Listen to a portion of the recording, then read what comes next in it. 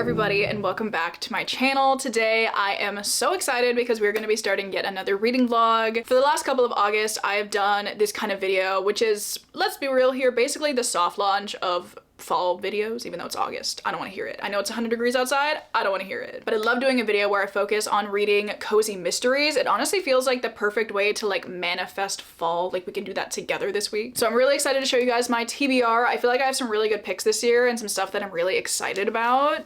To be fair, not all of them are cozy mysteries. One of them is actually more of like a locked room thriller, I think is how it describes itself. But it takes place in a library and that's cozy enough for me to like be okay with putting it on this TBR. So yeah, let me just jump into it by talking about the 3 books that I want to read this week and then we'll get into it. So first of all, I of course had to choose a book from the queen of mystery herself, Agatha Christie. I recently picked up The Murder of Roger Ackroyd. This is a Poirot mystery, which I haven't read a Poirot mystery in a while, so I'm interested to see what I think of another one.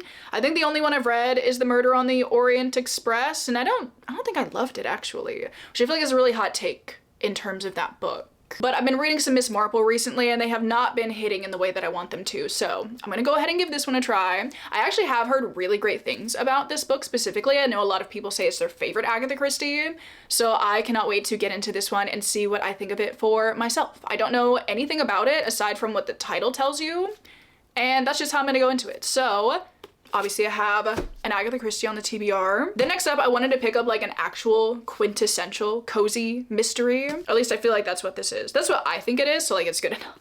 So I picked up from the library Vera Wong's Unsolicited Advice for Murderers by Jessie Q. Sutanto.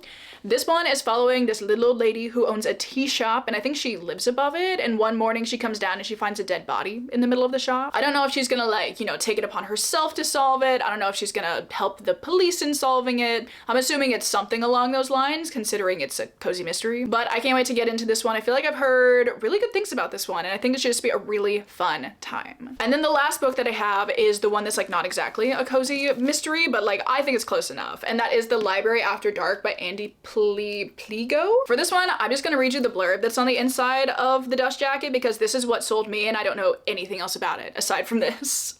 But it says, a bookseller must escape the infamously haunted library that holds her darkest secrets. But with a murderer in her tour group, escaping alive is not as simple as it seems.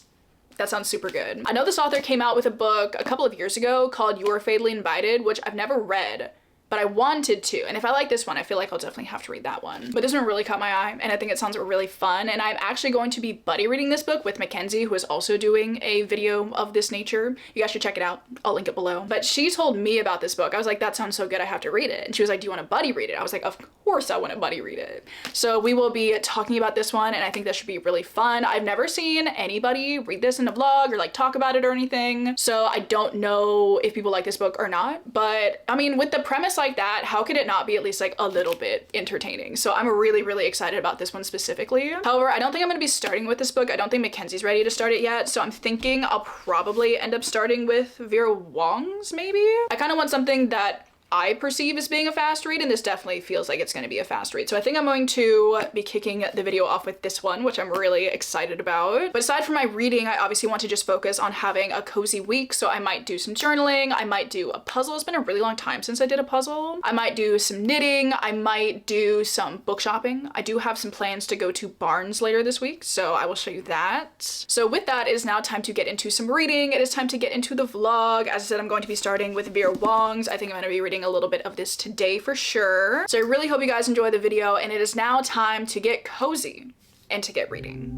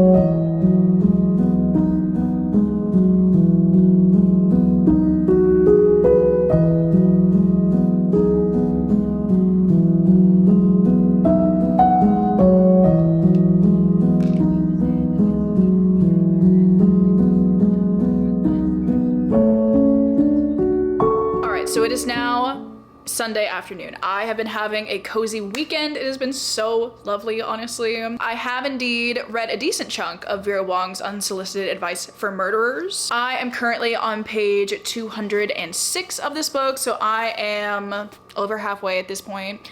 And I'm really enjoying it. It's just fun, honestly. It's not like, you know, groundbreaking. It's not like, oh my god, 5 stars. But when I pick it up, I just feel like I am flying through it. I like the characters. I'm interested in the plot, the mystery, all that good stuff. So far so good. And there's actually a second book that is out in this series. I think there's a third one that's coming out next year maybe, but there's a second one that's out, and I'm thinking I might go to the library and get it and try to read it throughout this week as well. We'll see. But let me tell you what this book is about. Basically, we're following our main character, Vera Wong, who owns a tea shop in Chinatown in San Francisco. And she is a very stereotypical old lady. Honestly, like sometimes it's maybe like a little bit too stereotypical. It does feel like we're just taking every single like old person cliche and like Vera is doing all of them. So I feel like that could get slightly annoying, honestly, but I think as the book has progressed, we've kind of backed off on that a little bit, and Vera kind of feels like her own character more. At first, I will say that definitely did feel like too much, but once we started like introducing more characters and like seeing Vera's interactions with those characters, it got better. It definitely got better. But one day she wakes up at like 4:30 a.m. because that is her typical time when she wakes up. Crazy behavior, not the point though. And she goes downstairs because she lives above her tea shop, and she notices like, oh, there's a dead body in my tea shop. And you might think that she would be maybe like alarmed, maybe like scared, maybe she would, you know, not really be super gung-ho about this, but she is hyped, let me tell you. Like, she draws a line around the body before the police even get there. She's taking notes, she wants to help, and obviously the police are like, this is like a serious crime. What are you doing? She's like, oh no, it's just like CSI. Obviously they do not accept her help, but Vera is going to try her hardest anyway because she is fully convinced that somebody has been murdered in her tea shop. The police aren't so sure that foul play is involved, but Vera is. So she takes it upon herself to gather the clues, find the suspects, and figure out who the killer is, basically. And the way she goes about this is hilarious, honestly, because she just seems so capable when it comes to all of this stuff. Never once will she show any doubt or remorse or awkwardness around the fact that she's like going to this guy's widow and asking a bunch of questions, or like calling up these random people who went by her tea shop and was like, will you like come to my shop so I can give you tea and question you at the same time? She's crazy, honestly, in the best possible way. I think it's hilarious, and I do feel like it's a really fun setup for a murder mystery like this. Obviously an amateur sleuth is always a fun concept, but I feel like they're never quite as confident as Vera is. And she is having the time of her life, let me tell you. Like, I just want to read you this little paragraph here because I feel like it gives you the vibe of this book very well and succinctly. It says, Vera can't remember the last time she had so much fun. People always said that your wedding day is the happiest day of your life, but honestly, people should try solving murders more often. Which is a crazy statement, and at this point, I expect nothing less from Vera, so I think that's hilarious. But obviously this book is not solely about Vera solving this murder mystery. There are actually a bunch of other characters that you kind of get POV chapters from as well, which I really enjoy. At first when we started like introducing all these people, I was like, oh, hold on now. Like, we introduced like 6 POVs in one go, and I was like, ooh.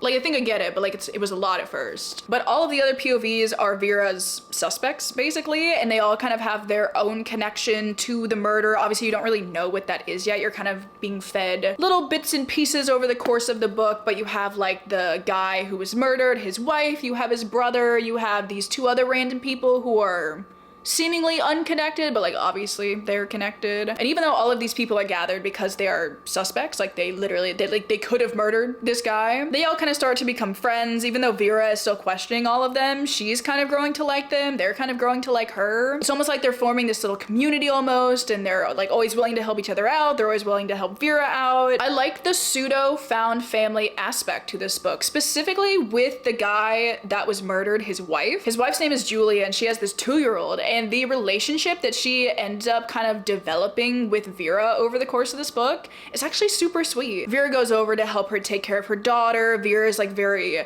motivating and pushy in like an endearing way, with Julia going to find a job and pursuing her passions and everything like that. And it's just been a lot more wholesome than I was expecting this book to be. It's just a fun, silly time, honestly. I'm really excited to get a little bit more info on the murder mystery as we are moving, you know, closer to the end of the book. There are like some pieces clicking together, which I'm really enjoying. And I think after I finish this, I'll definitely want to read the second one. So I'm thinking tomorrow I might go out and get the second one. I'm hoping I can finish this tonight. I think I only have like 130 or so pages left, which feels really doable. I am going to the gym tonight. Me and my brother actually started going to the gym together 3 times a week. We've been doing that for like a month and a half.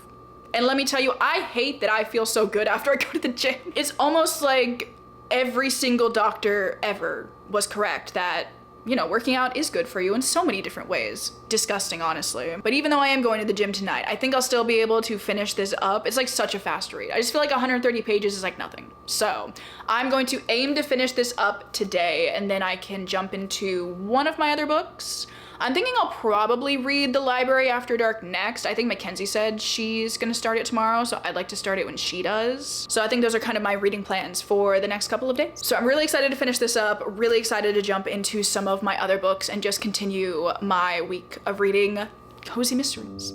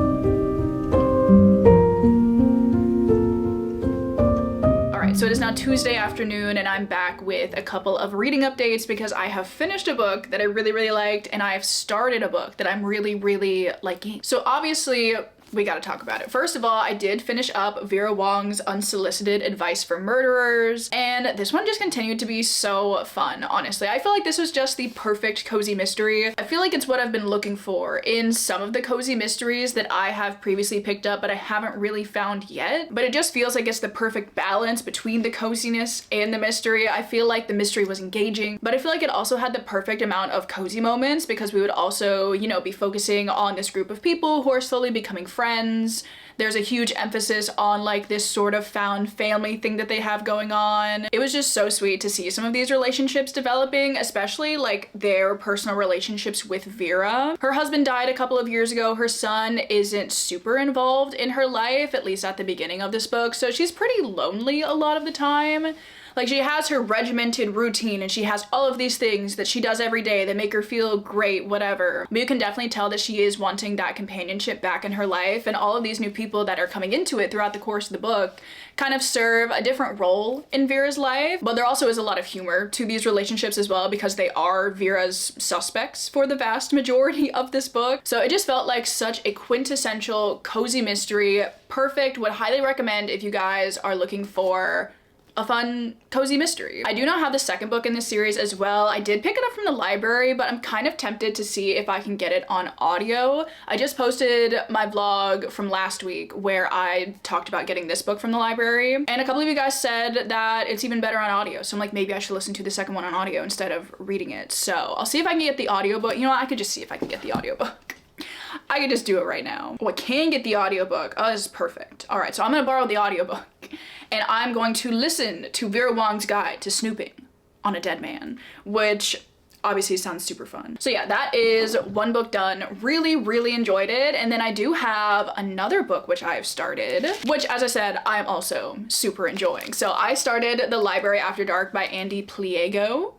I think I figured out how to pronounce this author's last name. And this has been super enjoyable so far. I'm having such a good time with this and I'm so intrigued to see where we're going from here. So we are following this group of people who are on an after hours tour of this library. But calling it a library, I feel like, is the understatement of the century because this place is absolutely nuts and I would love to visit if it was an actual place. In the beginning of this book, it's kind of described as the Winchester Mystery House, but like in library form almost. Like it's supposed to be like kind of modeled after the Winchester Mystery House, which if you guys don't know what that is, look it up because it's absolutely insane and that is a real place in California, I believe. But that is basically like this kooky mansion that was built by somebody and like they kind of just kept on adding rooms and adding rooms and adding rooms and it's just like this huge maze of a house and it's absolutely insane. But giving me that as a baseline for this library made me super excited. And there's also this map in the beginning of the book as well, which kind of shows you a little bit of what this library looks like. There are just like a million different rooms and every single room has like a theme to it almost. So there's like a Victorian Gothic literature room, there is a paranormal fiction room, there is a entomology room, there's this one staircase called the Shelley staircase and it's literally a staircase full of like 30 portraits of Mary Shelley.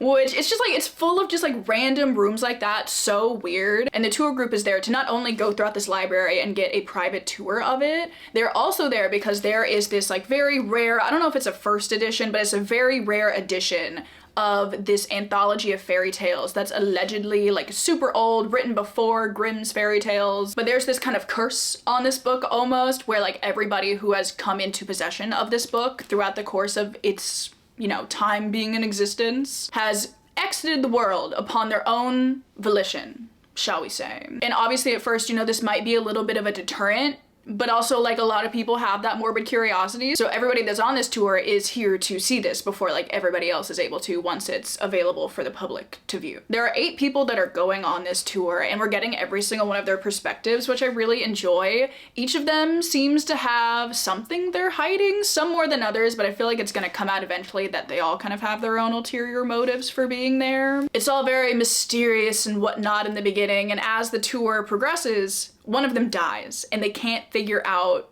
what happened. And I'm gonna assume that over the course of the night, more of them are gonna start dying and we're really gonna figure out like what's going on. I'm super interested to see where we're going with that, because I don't think it's necessarily marketed as a paranormal book. There have been deaths within this library as well, like not even pertaining to that book of fairy tales. There have just been like other deaths going on. So some people think the library's haunted, some people think there's like a curse on the library. I think the nickname for the library is like the Library of Death or something like that. So I'm interested to see what avenue we're gonna go down here. Like I don't know if it actually is like a real curse on this book and ghosts are murdering people, or because it is marketed as a thriller, maybe there's gonna be a real world explanation for everything that's going on. Regardless of any of that, I'm super interested to see what's gonna happen. This is just so up my alley, honestly. Like the setting of it is super spooky and creepy. The book spends a lot of time describing like the layout and the architecture of this library, which is so fun. Like I eat that up every time. It's like I'm reading a haunted house book, but like it's like a haunted library. Obviously it calls itself a haunted library, but I wasn't expecting it to be like anything like this, honestly. I just went into it expecting it to be like pretty tame, whatever, locked room murder mystery in the library, but like turns out it's like that, but we're in this maze of this spooky gothic creepy library of death, and I'm like, absolutely, thank you. The setting is honestly really carrying this book for me. It's so interesting and I love learning everything about that. I like all of the different perspectives that we're getting. I feel like they're all very fun. I like what they're adding to the story. I also really like that you get some snippets from the fairy tale anthology collection or whatever throughout the course of this book, and they're all like very unsettling and creepy, obviously, which I feel like is only amping up this spooky atmosphere, and this book has just been delightful so far. Like, yeah, sure, people are getting murdered and we're in the Library of Death, but like, it has been so fun. I'm honestly already sad for this book to be over because I've never read a book with a setting like this before, and I need more. It's just so fun for our characters to be like trapped in this library and we have to figure out, you know, like how we're gonna escape, and there are, you know, all the rooms that are on the map, but there are also these secret rooms and like these secret passageways, and we don't know where any of them are leading to, and everything's super spooky and things might be moving on their own and maybe somebody's watching them through the security cameras. They don't know, and like nobody's gonna come and help them, and it's just so good. Like I just love everything about this book so far. I've been having a really, really great time with it. And did I even tell you how far into this book I am? I just started talking and I went, but I am on page 140, 150? Like 150-ish right now. My bookmark is not in the right place. I think I'm further than this. Anyway, that's just how I'm feeling about it now. Really hoping that my feelings do not change over the course of the book because I'm loving it so much.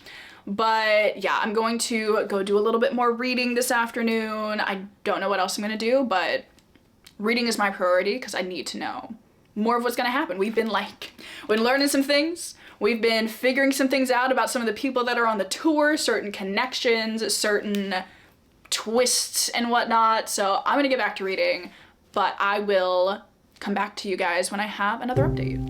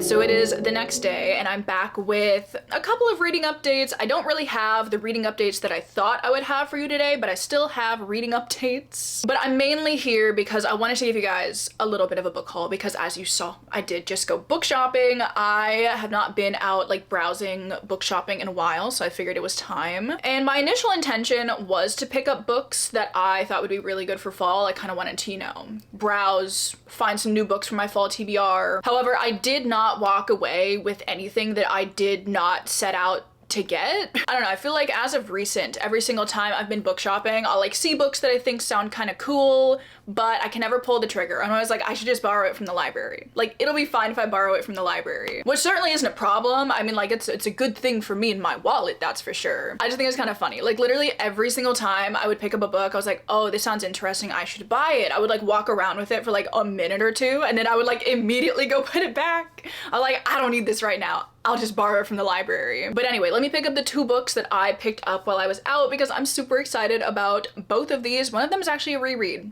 which is interesting. But the first book that I picked up, I got at half price, and that is Ninth House by Leigh Bardugo. This is my Patreon September buddy read. I feel like this is gonna be the perfect September read. Obviously, this book has been on my radar for, I guess like ever since it came out. This is a really popular book. I know a lot of people really love this series, although I feel like a lot of people really hate this book too. So I'm really interested to see what I'm gonna think about it. But this is like a dark academia, secret society at Yale situation. I think our main character can see ghosts. I think there's like a bit of a murder going on. So I cannot wait to see what I think of Ninth House. I truly have no idea if I'm gonna like it or not. Obviously, I've read a bunch of books from Leigh Bardugo, but I've never read a book outside of the Grishaverse. So I'm super interested to see what I think of this one. And then the other book that I picked up, I have read before, and I did used to own a copy of this book, and then I got rid of it because I'm dumb. But the third book in this series is coming out. I guess like, you know, much like Ninth House, one of the other reasons we're reading Ninth House is because the third book, and I think the final book in this series, is coming out in September. I love the cover for the third one. The cover for the second one is atrocious, but I really love the cover for the third one. Not that that matters, but I just think it's cool. But much like, you know, the reason people are rereading Ninth House right now, the reason I want to reread this book is because the third book in this series is finally coming out, and I'm super excited about it, and I want to reread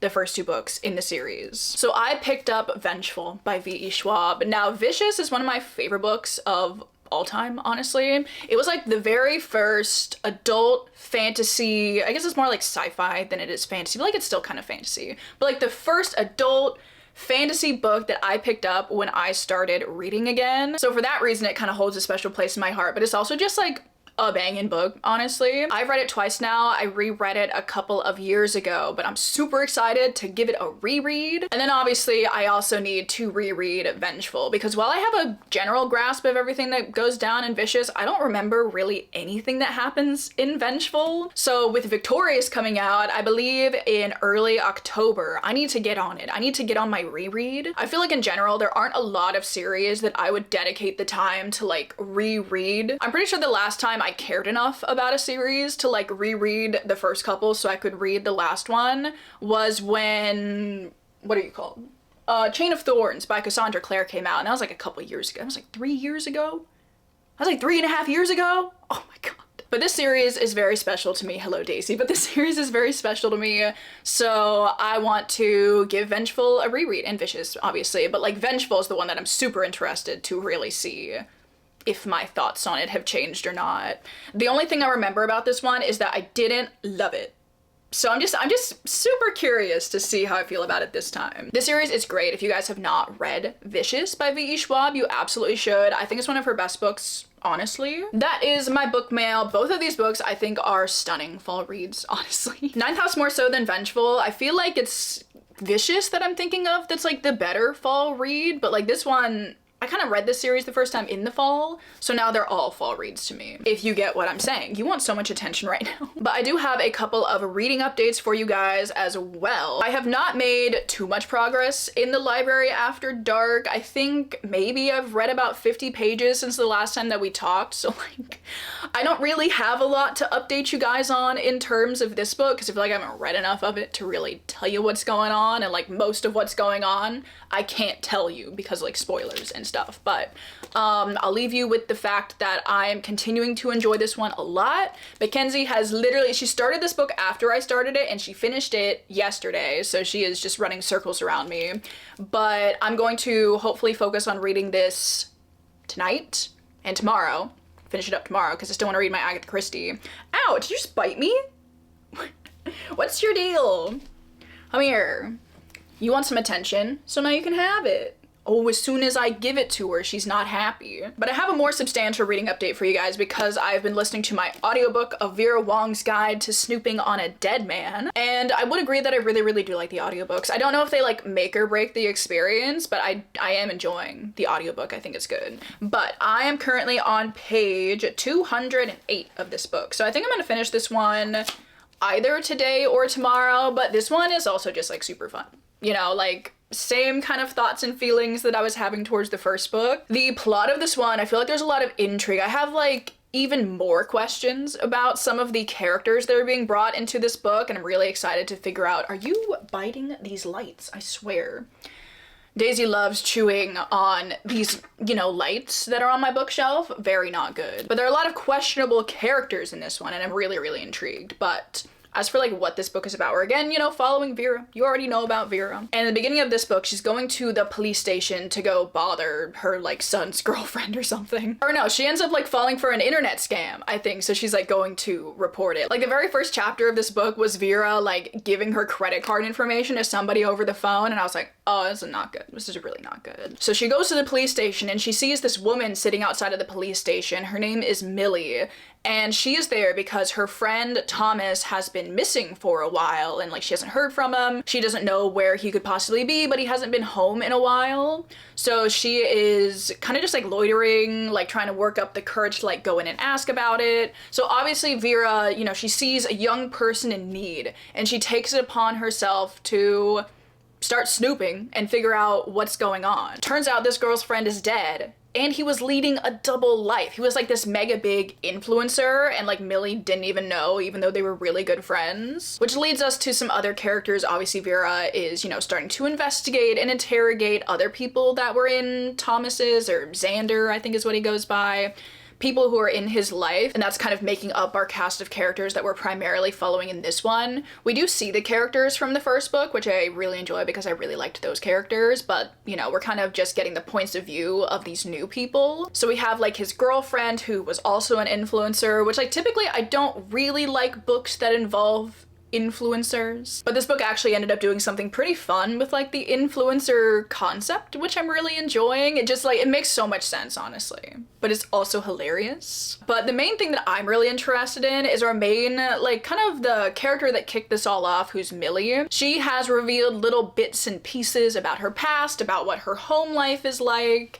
And I just feel like she is caught up in something crazy. Like I have ideas of what's potentially going on, but like the more that we learn about her like dynamic with her parents and the expectations that they have of her, just like, well, this clearly isn't good. Like this clearly really isn't good. So I really want to know more about that, and that's been very intriguing so far. But I'm really enjoying this book as well. I don't know if I'm liking it more or less than the first one. I feel like they're kind of the same for me at this point in time. I'm interested to see how this one's gonna wrap up though. I feel like that's definitely make or break for a lot of murder mysteries, so I guess we'll see. But you know, same fun, quirky Vera just causing problems, doing everything that she absolutely should not be doing. But there's also a lot of heart to this book. There are a lot of really touching moments, as well as like, you know, the silly, goofier times that are happening as well. But it's just like the perfect blend of everything. And I'm really excited that there is another book that is coming out in this series. Let me figure out what it's called. It's called Vera Wong's Vacation Hacks for Catching a Killer. I love the cover of it. I feel like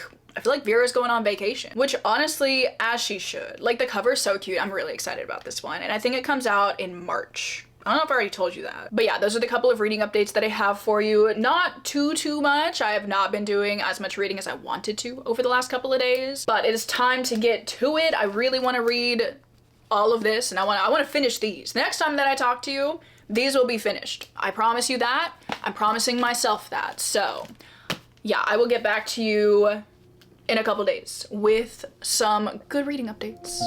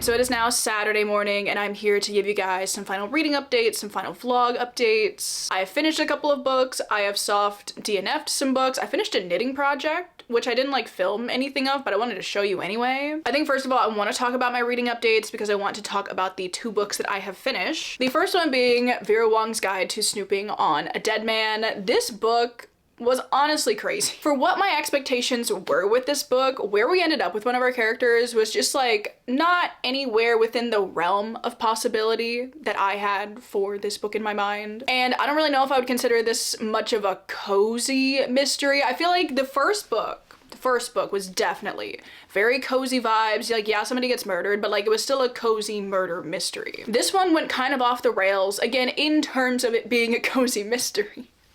Once we were figuring out what was going on with a certain character, I was just like slack-jawed.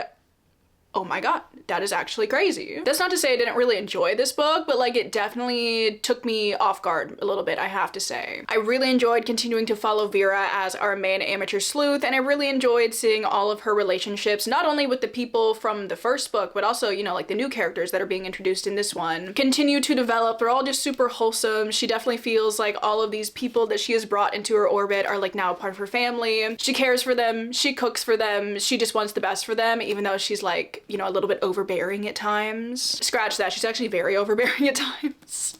But it's in a very endearing way, and I am super excited for the 3rd book that is in this series. I think I said it comes out in March of next year, and I will definitely be sat for that. I feel like it'll be super fun, especially like now that I for sure know what the vibe of the 3rd one is gonna be. I feel like it's gonna be really fun, especially with the dynamic that is between Vera and like the other character that is going on this trip with her. So yeah, both of these books honestly were just delightful, and I'm so happy that I decided to read both of them in this vlog. If you guys want a good, cozy, for the most part, murder mystery, you gotta pick up this series. I know this author has another book, I don't know if it's a series, but I know she has another book called Dial A for Aunties, which I might also try to pick up and read at some point in time because I really like just like the vibe of these books. And I feel like that'll kind of be somewhat of a similar vibe from what I know about it. So yeah, there's both of these done. Absolutely loved them. And then yesterday I also finished my other book, which is The Library After Dark, which I really enjoyed this book a lot. I feel like the second half of this book I didn't enjoy quite as much as the first half. I feel like with the second half, obviously, you know, like we're wrapping a lot of things up. There are a lot of reveals. There's just a ton of stuff going on in the second half of this book, especially considering that through the vast majority of this book, we are dealing with like 7 or 8 POVs. And every single one of these points of view like has their own dark secrets and their own dark past. And it's all like twisty and turny, the relationships and dynamics that these characters may or may not have with each other. I just feel like there was so much information that had to be given to you in the second half of this book that at some point, like when we had like another reveal, I was like, All right, yeah, sure, whatever. That's not to say it wasn't fun. I definitely still really enjoyed this book, but I think the thing that really carried this book for me was the setting. Like, if this book had been set literally anywhere else, I don't think I really would have cared for it this much. But the setting was just so cool. It was so unique. It was so fun, so spooky, honestly. Throughout the second half of this book, we continued to learn more and more about the library. So there are more rooms, more secret passageways, more hidden staircases and doors that have been wallpapered over, and just really fun stuff like that. Like, this setting was just so good, honestly. I would love to read like a proper horror supernatural book with this kind of setting. Oh my god, I feel like that'd be so cool. Which is why I, again, feel like I should read House of Leaves at some point, because I know the house in that one is like super weird. I think it rearranges itself in a way, and I feel like, you know, like not similar, but like, I just love weird spaces. Like, I love weird houses, libraries, whatever. It kind of is just reminding me like, oh yeah, I probably should really read that. Which I know a lot of you guys had dissenting opinions about, but I think I want to try it anyway. I feel like it'd be really fun. But yeah, I still really enjoyed this book. If you guys are looking for just like a fun, thrillery murder mystery time with like a great, impeccable setting, honestly, you should pick this book up. I think you might like it. And then my last reading update for you, as I said, I did soft DNF a book because I don't want to not read this book, but I don't want to read this book right now.